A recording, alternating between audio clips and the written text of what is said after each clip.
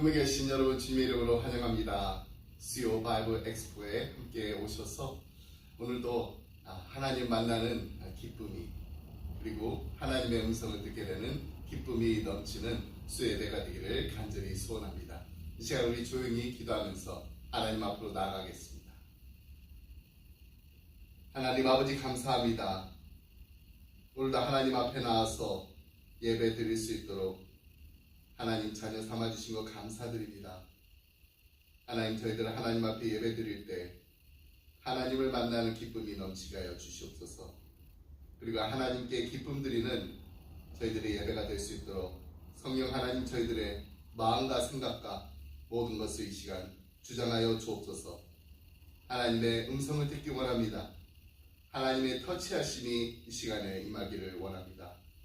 하나님을 만나는 복된 시간 될 수 있도록 은혜 부어 주시옵소서.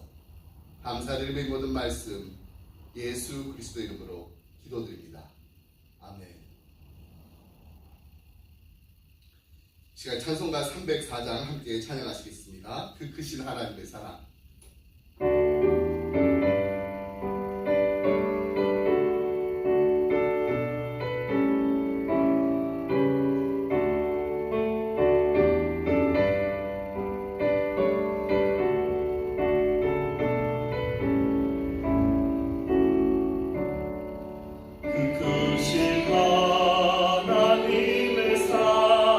말로 다 용용 못하네.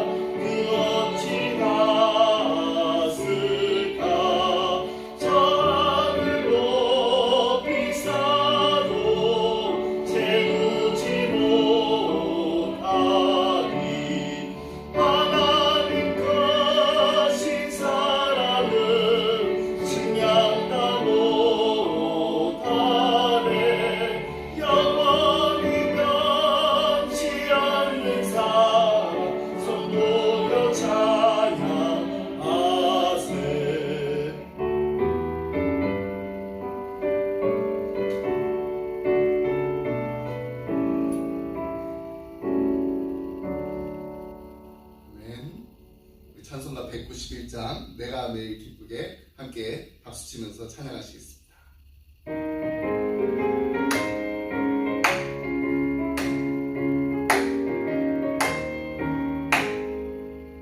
내가 늘 기쁨의 순례의 길에 난 주의 팔이 나를 안보하니요. 내가 주의 근본을 받는 참된 비경 주의 영이 함께하니라. 성령에 계시네 할렐루야 함께하시네. 좁은 길을 걸으며 밤낮 기뻐하는 주의 영이 함께하니라. 전에 죄에 빠져서 평안함이 없을 때 예수 십자가의 공로 힘입어 그 말 아래 엎드려 참된 평화 얻음 주의 영이 함께하니라. 성령이 계시네 할렐루야 함께하시네. 좁은 길을 걸으며 밤낮 기뻐하는 것 주의 영이 함께하니라.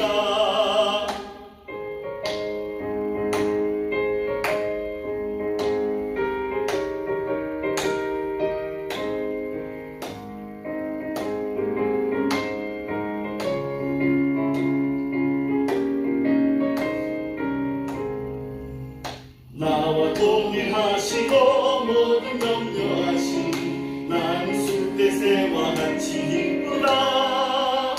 내가 기쁜 마음으로 주의 뜻을 행하는 주의 영이 함께함이라. 성령에 계시네 할렐루야 함께하시네. 좁은 길을 걸으며 밤낮 기뻐하는 것 주의 영이 함께함이라. 세상 모든 욕망과 나의 모든 정욕은 십자가에 이미 못을 박았네. 어두운 밤이 지나고 무거운 짐 벗으니 주의 영이 함께함이라. 성령이 계시네 할렐루야 함께하시네. 좁은 길을 걸으며 밤낮 기뻐하는 것 주의 영이 함께함이라. 아멘. 오늘 함께 나눈 말씀은 사도행전 1장 12절로 14절 말씀 함께 보겠습니다. 사도행전 1장 12절로 14절 말씀 함께 교독하겠습니다. 제자들이 감람원이라 하는 산으로부터 예루살렘에 돌아오니 이 산은 예루살렘에서 가까워 안식일에 가기 알맞은 길이라. 들어가 그들이 유하는 다락방으로 올라가니 베드로, 요한, 야고보, 안드레와 빌립, 도마와 바돌로메, 마테아 및 알페오의 아들 야고보, 셀로딘 시몬, 야고보의 아들 유다가 다 거기 있어. 함께 있습니다. 여자들과 예수의 어머니 마리아와 예수의 아우들과 더불어 마음을 같이하여 오로지 기도에 힘쓰더라. 아멘. 누가의 첫 번째 책임 이 누가복음에는 그리스도의 강림과 삶, 고난, 그리고 십자가의 죽음과 부활 승천, 재림의 약속까지 아주 잘 기록되어 있습니다. 누가복음은 그리스도께서 인간으로 오셔서 이룬 완전한 일생을 다룬 책이라 해도 과언이 아닙니다. 그러나 누가복음을 보고 기독교가 지향하고 궁극적으로 바라는 목표는 십자가이다 라고만 이해하려는 경향은 경계해야 합니다. 그래서 어떤 학자는 교회는 갈보리 언덕의 십자가 위에서 죽으신 예수 그리스도를 추모하는 집단이 되어서는 안 된다 라고 주장합니다. 물론 십자가의 가치나 의미는 결코 약화될 수 없습니다. 그리스도의 십자가 죽음은 오늘 사는 우리에게 여전히 중요한 가치입니다. 그러나 그 십자가는 기독교의 마지막으로 도착해야 할 목적지는 아닙니다. 이러한 측면에서 사도행전이 중요한 것입니다. 누가는 사도행전을 통해 예수 그리스도의 강림과 십자가의 사건, 부활과 승천까지의 일련의 일들이 모두 하나님 나라의 일을 이루기 위해 필요했던 하나의 과정이었음을 설명합니다. 그런데 오늘 우리는 언제나 오 십자가 여기에서만 끝나버리는 경향이 있습니다. 십자가는 더 높은 가치와 약속을 향해 나아가기 위한 하나의 과정이며 통로인데 말입니다. 예수님이 처음 오실 때에는 성부와 성자와 성령이신 성삼위 하나님이 홀로 하신 역사였습니다. 메시아를 보낼 조건을 인간에게 달지 않으셨어요. 그냥 선지자를 통해서 충만한 때가 이르면은 메시아가 고난의 종의 모습으로 올 것이라고 예언했습니다. 그리고 그 예언대로 예수님이 초림하셨고, 이는 성삼위 하나님의 독자적인 역사였습니다. 그런데 성령이 오실 때는 그와 달리 조건이 붙습니다. 그 조건은 바로 기다리라는 것입니다. 왜 그럴까요? 여기에서 성령의 오심과 우리와의 매우 중요한 함수관계가 숨겨 있습니다. 우리는 이 차이를 잘 생각해야 됩니다. 예수님이 처음에 오실 때는 아무런 조건 없이 오셨습니다. 그런데 예수님이 승천하시고 성령님이 오실 때에는 제자와 사도에게 예루살렘에서 기다리라고 했습니다. 예루살렘에서 기다리라. 무엇을 기다립니까? 아버지께서 약속하신 것, 바로 성령입니다. 그래서 성령이 임하시면 우리는 능력을 받게 됩니다. 그렇다면 이 성령이 임하신다는 의미는 무엇일까요? 예수님의 보내심과 이 땅에서의 고난과 부활, 승천으로 이어지는 일련의 이 모든 것이 하나님 홀로 행하신 계획과 실행이라면은 이제부터 펼쳐질 하나님의 역사와 하나님 나라의 일은 성령 혼자 하지 않겠다라는 의미입니다. 예수를 구주로 고백한 우리를 그 엄청난 하나님 나라의 일꾼으로, 사역자로, 동역자로 불러 세운다는 뜻이고, 성령님이 우리와 함께 하겠다라는 말입니다. 다시 말해서 성령이 임한다는 말은 성령과 우리의 관계를 이야기하는 것입니다. 앞으로 펼쳐질 위대한 하나님 나라의 역사와 하나님의 일들을 성령님 혼자 하지 않겠다는 것입니다. 성령이 임한 교회와 성도들을 통해서 하실 거라는 놀라운 의미를 담고 있습니다. 여러분, 신학자들은 성경의 역사를 하나님의 구원의 역사, 곧 구속사, Salvation History라고 합니다. 근데 이 구속사에서 사도행전 2장은 매우 중요한 위치를 차지하고 있습니다. 사도행전 2장에서 성령이 강림하고 신약교회가 탄생했기 때문입니다. 근데 사도행전 2장을 바로 이해하기 위해서는 창세기 11장을 함께 염두에 두고 읽어야 합니다.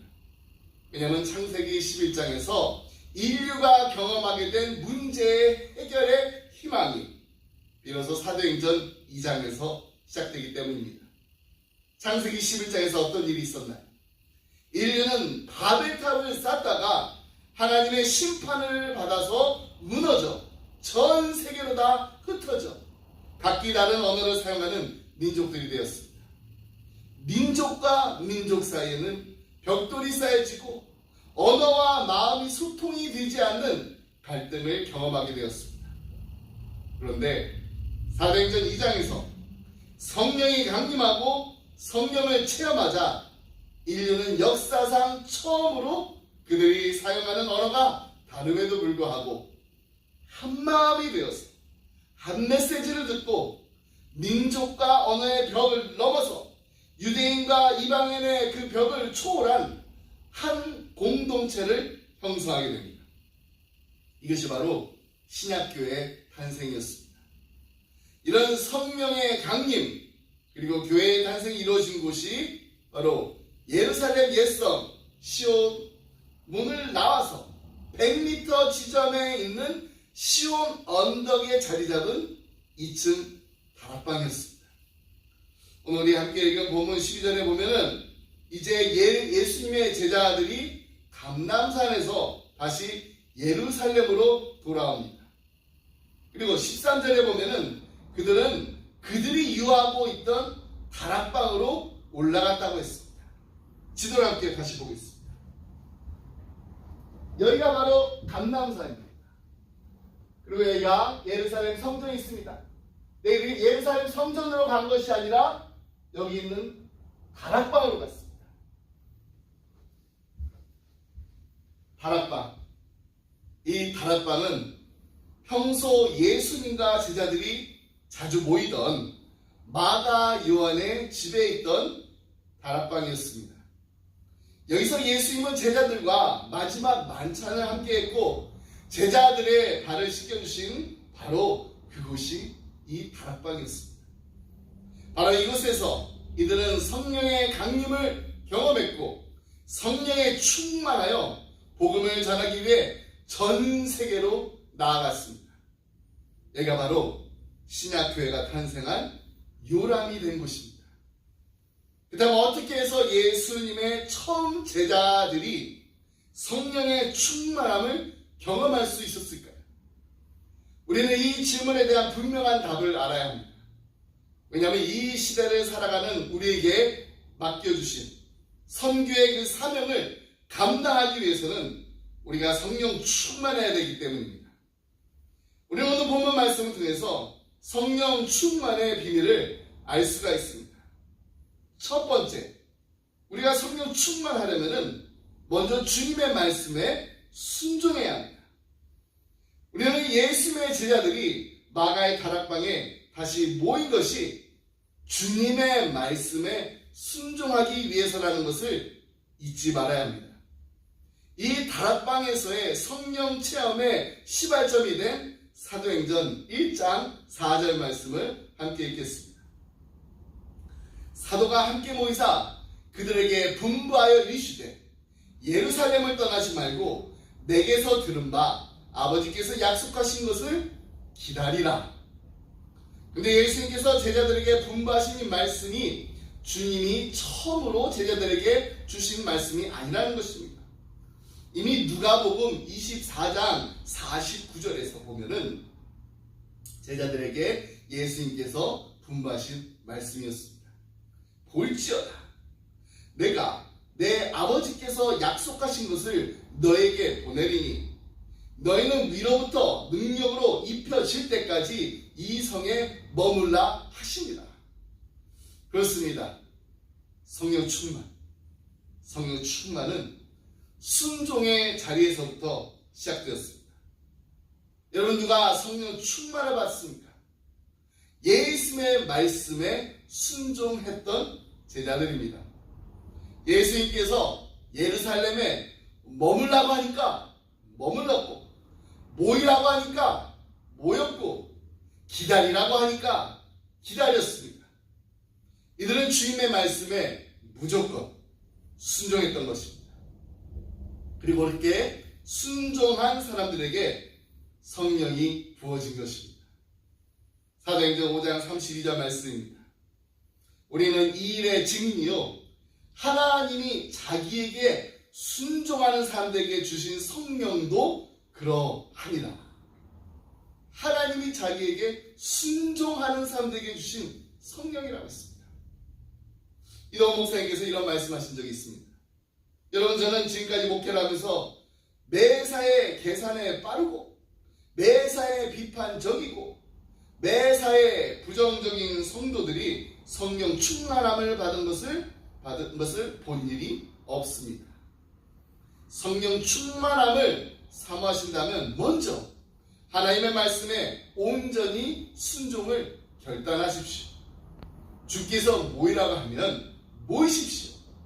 기도하라고 하면 기도하십시오. 가라고 하면 가십시오. 오늘 우리가 사는 세상은 순진한 순종을 어리석음으로 매도하고 있습니다만 성경은 순종이 신앙의 기본임을 구구절절히 강조하지 않습니까? 성경은 불순종이 초래한 불행을 또한 구구절절히 보여주고 있지 않습니까? 여러분, 순종학교를 라는 그 책을 쓰신 앤드류 머레이 목사님이 이렇게 말했습니다. 우리가 신앙에 입문하는 순간 순종의 학교에 입학한다. 우리가 신앙에 입문하는 순간 순종의 학교에 입학한 것입니다. 그러기 위해서 우리는 말씀을 알아야 합니다. 말씀을 바로 알아야 합니다. 말씀을 들어야 합니다. 말씀에 귀 기울여야 합니다. 그래야지 우리가 하나님의 선하시고 기뻐하시고 온전하신 뜻이 무엇인지를 알고 분별하고 순종할 수가 있습니다. 성령 충만한 교회는 순종의 자리에서부터 시작된다는 사실을 잊지 말고 예수님의 제자들처럼 예수님께서 분부하신 그 말씀이 무엇인지를 분명히 알고 말씀대로 순종하는 우리 모두가 되기를 간절히 소원합니다.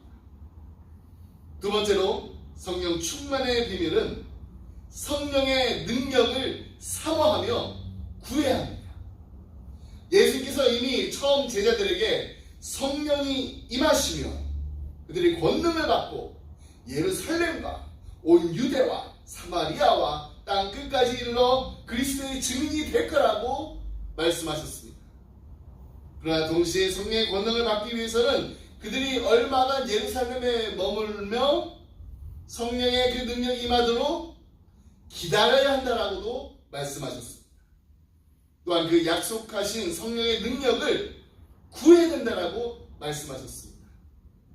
그래서 처음 제자들은 예수님께서 말씀하신 대로 구했습니다. 기다렸습니다. 다락방에 모여 기도하기 시작했습니다. 사도행전 1장 13절로 14절 말씀입니다. 들어가 그들이 유하는 다락방으로 올라가니 베드로, 요한, 야고보다 거기 있어. 안드레와 빌립, 도마와 바돌로메, 마테와 및 알페의 아들 야고보, 셀로딘 시몬, 야고보의 아들 유다가 다 거기 있어. 여자들과 예수의 어머니 마리아와 예수의 아우들과 더불어 마음을 같이하여 오로지 기도에 힘쓰더라. 그 다음에 이어지는 말씀을 보면은 120명이 모여 다락방에서 기도합니다. 모인 무리의 수가 약 120명이나 되더라. 그들은 성령의 능력을 사모하며 기도했습니다. 그리스도의 증인이 되게 달라고 기도했습니다. 가룟 유다를 대신할 사도를 선출하게 해달라고 기도했습니다. 기도했어요. 다시 한번 12사도와 함께 하는 이 공동체가 열흘 가까이 집중적으로 기도했습니다. 그리고 마침내 성령이 임했습니다. 여러분, 기도는요, 단순히 그냥 우리의 욕심을 이루는 통로가 아닙니다. 우리의 모든 기도는 결국 하나님의 뜻을 이루는 통로가 됩니다. 그래서 사도행전 2장 1절 말씀을 보면은 오순절 날이 이미 이르매 라고 시작된 것입니다. 여러분, 이것은 오순절 성령 강림이 오순절이라는 명절의 그 타이밍에 맞추어서 주님께서 이루신 일임을 강조하려는 사도행전의 저자의 의도를 보여주고 있는 것입니다. 역사적으로 오순절은 유월절과 초막절과 함께 이스라엘 3대 명절 중에 하나입니다. 근데 이 절기는 처음 크리스천들에게는 더욱 특별한 의미로 다가왔을 것입니다. 제자들에게 있어서 이 날은 예수님이 부활하시고 40일 동안 함께 있었습니다. 40일 동안 이 땅에 계시다가 승천하신 후에 며칠이 경과된 날이었기 때문입니다. 오순절, 펜테코스트라는 이 말은 본래 50일이라는 뜻입니다. 그날 성령이 강림하시고 교회가 예수님의 부활의 새 생명의 열매를 안고 탄생한 것입니다. 그리고 하나님은 이 일에 초대 교회 성도들의 기도를 사용하셨습니다. 오순절에 성령은 오기로 작정된 것이었지만 그냥 오신 것이 아니라 성도들의 기도를 통해 오신 것입니다. 그러면 기도는 무엇입니까? 기도는 바로 하나님의 뜻을 이루는 통로입니다. 그러므로 우리는 기도로 일하는 자들인 것입니다. 모든 하나님의 사람들은 기도로 일하는 것을 배워야 합니다. 그리고 무엇보다도 먼저 사역 이전에 성령의 능력을 구해야 됩니다. 하나님의 일을 하면서 문제를 만드시는 분들을 보게 되면은 자신의 고집과 자신의 소견만으로 일하는 사람들입니다. 내 모든 고집과 소견을 다 내려놓고 성령의 능력으로 채워달라고 기도해야 됩니다. 그리고 성령의 이끄심으로 일하게 해달라고 기도해야 합니다. 이것이 진정한 사역의 시작입니다. 진정한 성령 충만의 자리인 것입니다. 여러분, 다락방에 모였던 사람들의 기도는 평범한 기도가 아니었습니다. 그들은요, 더불어 마음을 같이하여 오로지 기도에 힘썼습니다. 여기서 이 더불어, 이 더불어라는 말은 누가가 자주 그리고 아주 즐겨서 사용하는 표현 중에 하나입니다. 이 말은 단순히 그냥 한 장소에 모였다라는 것이 아닙니다. 그저 그냥 같은 교인이라는 그 이름으로 모여서 예배 드렸다는 것이 아닙니다. 한 마음이 되어서 기도했습니다. 무엇을 향한 한 마음이었을까요? 바로 하나님 나라의 일꾼으로 쓰이고자 뜻을 같이하고 마음을 같이해서 기도했다는 것입니다. 출애굽기에 보면은요, 여호수아가 이스라엘 백성을 이끌고 아말렉과 전투를 벌일 때 누가 기도하나요? 모세가 기도합니다. 모세는 아론과 훌을 데리고서 산 꼭대기로 올라가서 손을 들고 기도했습니다. 그런데 희한한 일은 모세가 손을 들면은 이스라엘이 이기고 내리면은 아말렉이 이기는 것입니다. 출애굽기 17장 11절로 12절 말씀입니다. 모세가 손을 들면 이스라엘이 이기고 손을 내리면은 아말렉이 이기더니 모세의 팔이 피곤하며 그들이 돌을 가져다가 모세 아래에 놓아 그가 그 위에 앉게하고 아론과 훌이 한 사람은 이쪽에서 한 사람은 저쪽에서 모세의 손을 붙들어 올렸더니 그 손이 해가 지도록 내려오지 아니한지라. 여러분, 혹시 학교 다니실 때 이렇게 손 들고 벌 받는 경험이 있으신가요? 손을 오래 들고 있는 거 쉬운 일이 아닙니다. 모세도 손을 들고 기도하다가 팔이 아파서 더 이상 손을 들 수 없는 지경이 되었습니다. 그러나 손을 내리면 이스라엘 군대가 지기 때문에 내릴 수가 없습니다. 승리를 위해서는 모세의 손이 내려오지 않도록 해야 합니다. 그래서 아론과 훌이 각각 모세의 양옆에 서서 그의 두 팔이 내려오지 않도록 아예 손을 이렇게 받쳤습니다. 여러분, 이것이 기도입니다. 기도는요, 노동이에요. 기도는 힘들고 어렵습니다. 그래서 기도는 혼자 할 수가 없습니다. 동역자가 필요합니다. 모세의 기도를 통해 우리가 무엇을 배울 수 있나요? 동역자. 이 기도의 동역자의 중요성을 깨달을 수가 있습니다. 한 마음이 되어서 모세 혼자서는 도저히 계속 팔을 들고 있을 수 없었는데 한 마음이 되어서 기도하는 그 기도의 동역자. 아론과 훌이 옆에서 도와주지 않았다면 이스라엘이 아말렉을 물리칠 때까지 팔을 들고 있을 수가 없었을 것입니다.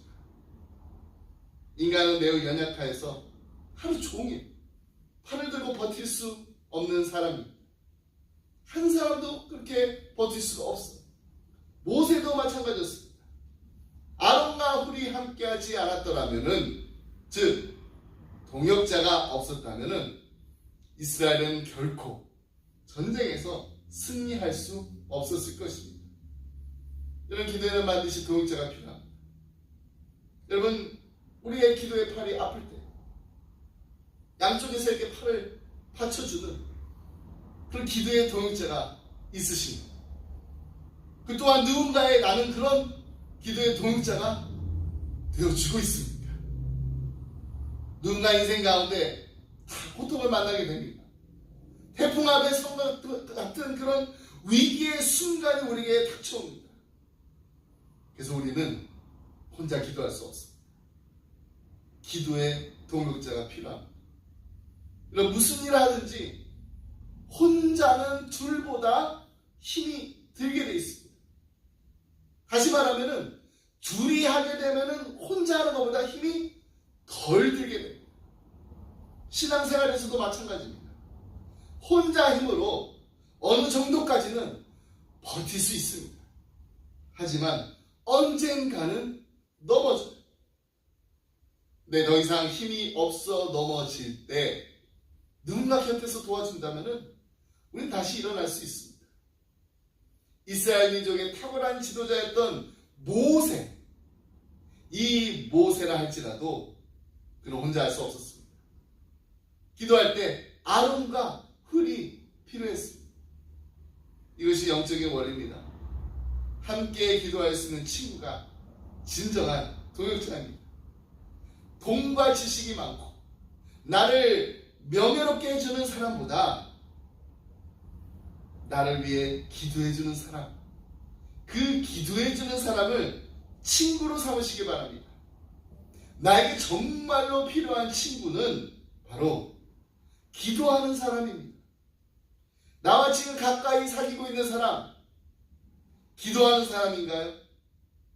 일주일에 한 번씩이라도 두세 명씩 짝을 지어서 무릎을 꿇고 기도할 수 있는, 기도하는 친구가 있으신가요? 같이 일하는 사람도 필요합니다. 하지만 같이 일하는 사람보다 더 필요한 것은 같이 기도하는 사람. 같이 기도하는 사람이 먼저입니다. 우리 주변에는 나와 함께 일할 수 있는 사람들이 많이 있어요. 그러나 함께 기도할 수 있는 사람, 기도할 수 있는 사람은 얼마나 되는지, 그 가운데 나를 위해서 함께 기도해 주는 사람은 몇 명이나 있습니까? 나를 위해 눈물을 흘리며 진심으로 기도해 줄 수 있는 사람이 나에겐 분명히 있다라고 말씀하실 수 있으신지. 저는 작년 10월에 이 버지니아에 있는 이 친정교회에 다녀왔습니다. 예배를 마치고 잠깐 만났던 권사님들이 저에게 해주신 그 말씀들 가운데 정말 가장 힘이 나고 행복했던 말이 있었습니다. 그것은 바로, 목사님, 제가 목사님 가정과 교회를 위해 날마다 매일 새벽마다 기도하고 있어요. 저를 위해 기도해 주신다는 거예요. 저를 위해서 기도해 주시는 부모님들 계십니다. 저를 위해서 우리 기쁨의 교회 성도님들이 기도해주고 계십니다. 저를 위해 기도해 주시는 분들이 이렇게 많은데 제가 어떻게 힘이 나지 않을 수가 있겠습니까? 그렇습니다. 영적 전쟁에서, 광야 같은 이 세상에서 승리하는 비결은 바로 합심 기도입니다. 한 마음이 되어서 기도하는 것입니다. 오늘도 우리의 마음을 모아서 우리의 가정을 위해 기도할 뿐만 아니라 우리 교회, 우리 이웃, 우리 나라, 우리 선교사님, 우리 동역자들을 위해 함께 기도할 때 하나님의 놀라운 능력과 역사가 일어나는 것을 우리의 눈으로 보게 될 줄 믿습니다. 말씀했습니다. 종교개혁자 마틴 루터가 기도에 대한 말입니다. 나는 너무 할 일이 많아서 아침에 기도로 3시간을 보내야 합니다. I have so much to do that I shall spend the first 3 hours in prayer. 현대를 사는 우리 너무나 바쁘고 분주합니다. 이는 세상에서뿐만 아니라 교회에서도 마찬가지입니다. 물론 교회에서 봉사하는 거 우리의 기쁨이요 우리의 의무입니다.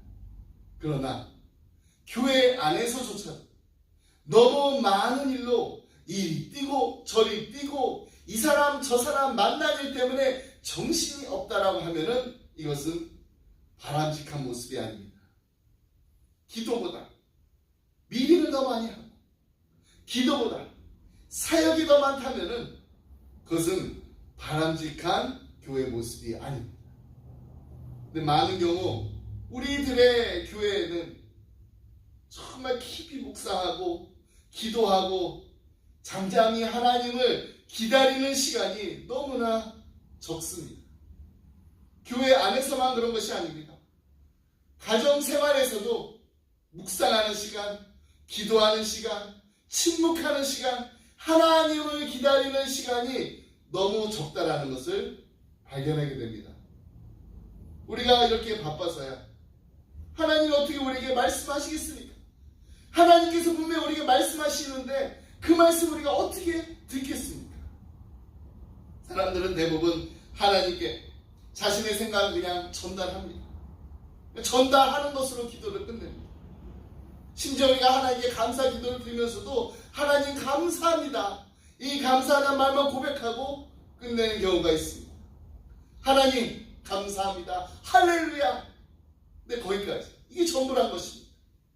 그렇게 말하고 난 다음에 하나님께서 분명히 말씀하실 것이 있는데 그걸 듣지 않는 하나님께서 말씀하실 기회를 우리가 드리지 않습니다. 그렇게 끝나는 기도는 그냥 반쪽 기도에 불과합니다. 진정한 기도는 하나님이 내게 말씀하시는 것 그것으로 완성됩니다. 참된 기도는 주님 말씀하옵소서 종이 듣겠나이다 기다리면서 하나님의 음성에 귀 기울이는 것입니다. 그리고 그 말씀에 순종하며 나아갈 때 하나님께서 역사하시는 것입니다. 우리 교회가 하나님의 말씀을 듣겠나이다. 우리 당회가, 우리 재직회가, 우리 오이코스가 하나님의 말씀을 듣겠나이다. 말씀하옵소서. 그렇게 기도하면서 잠잠히 기다려야 합니다. 기도할 때 우리는 우리의 말만 앞세울 것이 아니라 하나님의 음성을 들어야 합니다. 그러기 위해서 침묵하며 기다리는 시간이 필요합니다. 여러분 내 소리가 크게 되면은요 다른 사람의 소리가 잘 들리지 않게 됩니다. 자기 생각이 많은 사람은 다른 사람의 얘기를 경청하지 못합니다. 마찬가지로 우리의 소리가 커지게 되면은 하나님의 음성 듣지 못합니다. 그러므로 우리에게는 하나님 앞에서 잠잠히 기다리는 시간이 필요합니다. 너희는 가만히 있어 내가 하나님됨을 알지어다. 이 말씀처럼 우리는 하나님이 하나님 되심을 나타내시고 말씀하시고 운행하실 수 있는 기회를 분명하게 하나님께 드려야 됩니다. 시편 기자가 이렇게 기도했습니다. 우리 시편 143편 8절 말씀 함께 읽겠습니다. 아침에 나로 주의 인자한 말씀을 듣게 하소서. 내가 주를 의뢰함이니이다. 나의 다닐 길을 알게 하소서. 내가 내 영혼을 주께 받들이니이다. 우리 기쁨의 교회가 우리 기쁨의 가정마다 하나님의 인자하신 말씀을 날마다 듣게 되는 기쁨이 넘치시길 바랍니다. 그리고 온전히 하나님을 의뢰함으로 하나님이 하셨습니다. 하나님이 이루어졌습니다. 하나님이 지금 이 시간에도 우리와 함께 하십니다. 라는 이 아름다운 고백이 날마다 우리의 삶에 넘쳐나기를 주님의 이름으로 축복합니다. 기도하겠습니다. 하나님 아버지 감사합니다. 하나님은 우리의 기도를 들으실 뿐만 아니라 들어 응답하시는 살아계신 하나님, 역사하시는 하나님, 우리와 함께 하시는 하나님이심을 감사드립니다. Too busy not to pray. 이 말처럼 너무너무 바쁘기 때문에 하나님 먼저 무릎을 꿇고 기도하기를 원합니다. 우리의 일상생활이 너무너무 바쁘기 때문에 더욱더 힘써 하나님의 음성에 귀 기울이길 원합니다. 주님 말씀하시옵소서. 주의 종이 여기 있나이다. 겸손하게 주님 앞에 나와서 기도할 때 하나님의 음성을 듣게 되는 놀라운 일들이 날마다 우리에게 허락되게 간절히 원합니다. 말씀을 통해 하나님의 음성을 듣게 하여 주시옵시고, 말씀을 묵상하며 하나님이 진정으로 우리에게 바라시고 원하시는 것이 무엇인지를 깨닫게 되는 놀라운 시간들을 날마다 누리게 하여 주옵소서. 내 기도하는 그 시간이 그때가 가장 즐겁다라고 찬양하며 하나님과 날마다 대화하며 교제하는 성령 충만한 기쁨의 교회, 기쁨의 가정들이 다 되게 하여 주옵소서. 그래서 하나님 나라의 일꾼으로서, 하나님 나라의 사역자로서, 동역자로서 맡겨진 사명을 끝까지 잘 감당하는 기쁨의 성도인들이 다 되게 하여 주옵소서. 이 모든 말씀 우리 살아가신 예수 그리스도 이름으로 기도드립니다. 아멘. 시간 우리 찬송가 364장 내 기도하는 그 시간 함께 찬양하시겠습니다.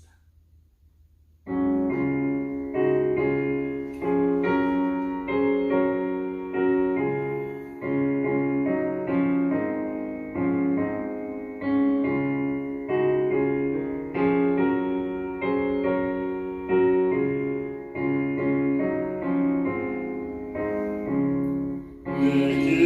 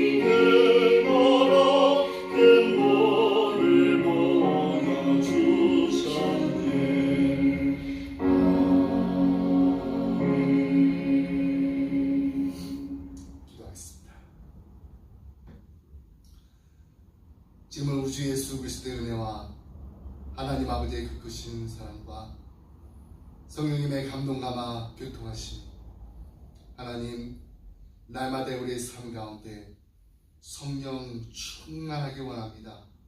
하나님 말씀을 듣고 하나님 말씀에 날마다 순종하게 하여 주시옵소서. 그리고 우리의 일상이 너무나도 바쁘기 때문에 더욱더 하나님 앞에 나와서 무릎 꿇고 기도하게 하여 주옵소서. 한 마음으로 기도할 때 하나님의 놀라운 역사가 우리의 기쁨의 교회 그리고 우리의 가정에 임하게 하여 주옵소서. 간절한 마음으로 기도하며 이 자리를 떠나는 사랑하는 성도님들과 가정과 생업이 그리고 주님의 몸된 교회 위에 지금부터 영원토록 함께 하시길 간절히 축원하옵나이다. 아멘.